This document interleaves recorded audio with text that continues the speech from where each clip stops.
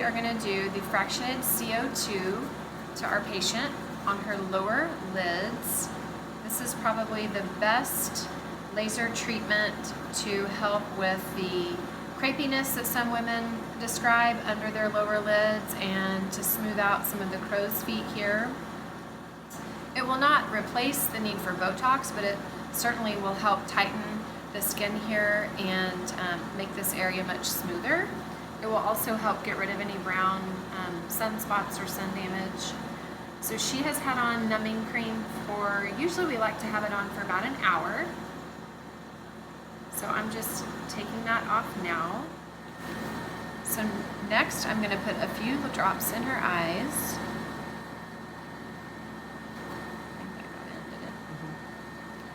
And this is just to help numb her eyes for the metal eye shields. So we're putting in these metal eye shields so that we will be able to laser all the way to her lower lash line.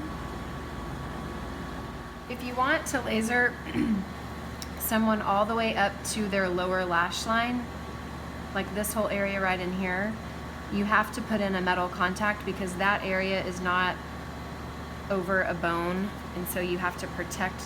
The number one priority here is to protect her eye. The patient is holding a cold air machine, the Zimmer, so that will be for her comfort. So I'm going to have her turn a little bit this way. I'm going to start here and get this whole area just to help smooth out any fine lines and wrinkles that she may have around her eyes. So I'm going to pull this skin up a little bit right here and go right under her brow. Here we go, 1, 2, 3.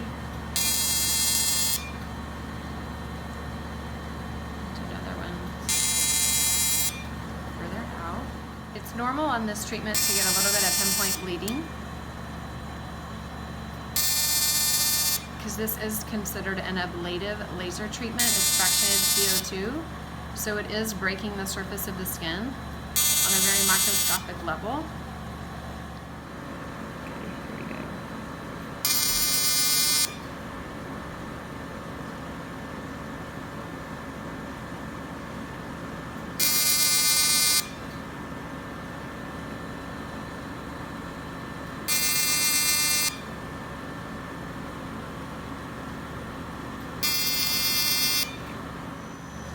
So we just finished the first pass on our patient with the Total FX, which is the Deep FX.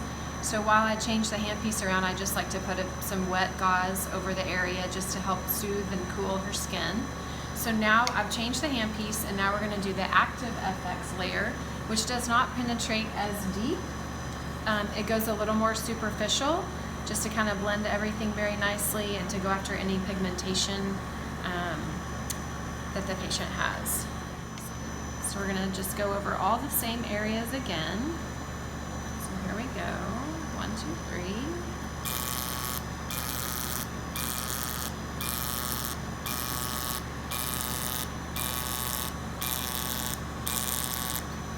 So this laser is fractionated CO2, and what that means is it comes out in almost a pixel pattern, and so it comes out in kind of this randomized dots. So it's not fully ablative, it's fractionated. So everywhere that it hits the tissue is a random spot, and then it leaves healthy tissue behind. And as an added treatment for our patient today, we are going to put the PRP, which is the platelet-rich plasma, on top of the areas that we've just lasered. So we drew her blood before we started, put it in the centrifuge, and it spins it down so it separates the red blood cells from the platelet-rich plasma. So we're going to draw this into a syringe, and I'm going to just place it all over the areas that we've just lasered. So the benefit of doing this is the laser has created all of these microscopic holes and channels down into the tissue, and so by putting the PRP on the surface, it will soak into all of those holes that the laser has formed. And so she will get the benefit of her own platelet-rich plasma down into the tissue to help stimulate collagen and help the repair process from the laser. After this, we will apply some Hydro Balm, which is a product that we use that's made by SkinCeuticals, to the skin. And she will receive a kit full of products that she will use.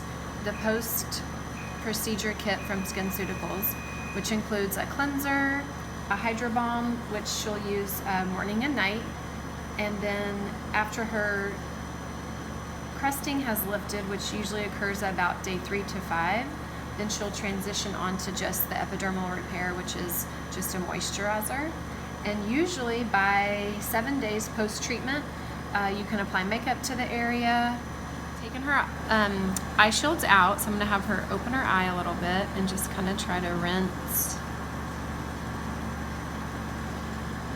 her eye out, just to help. Her vision will be a little blurry immediately after.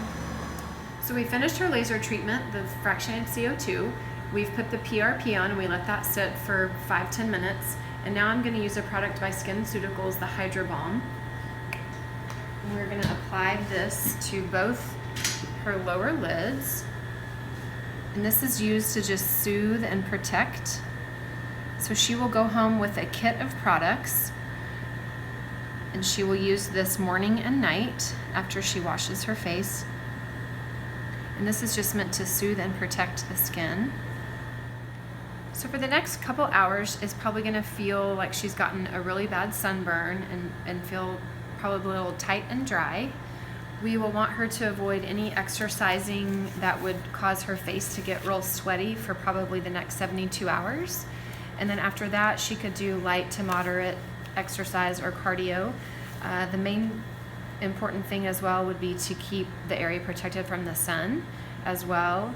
And then in 7 days, she would be clear to put her makeup back on.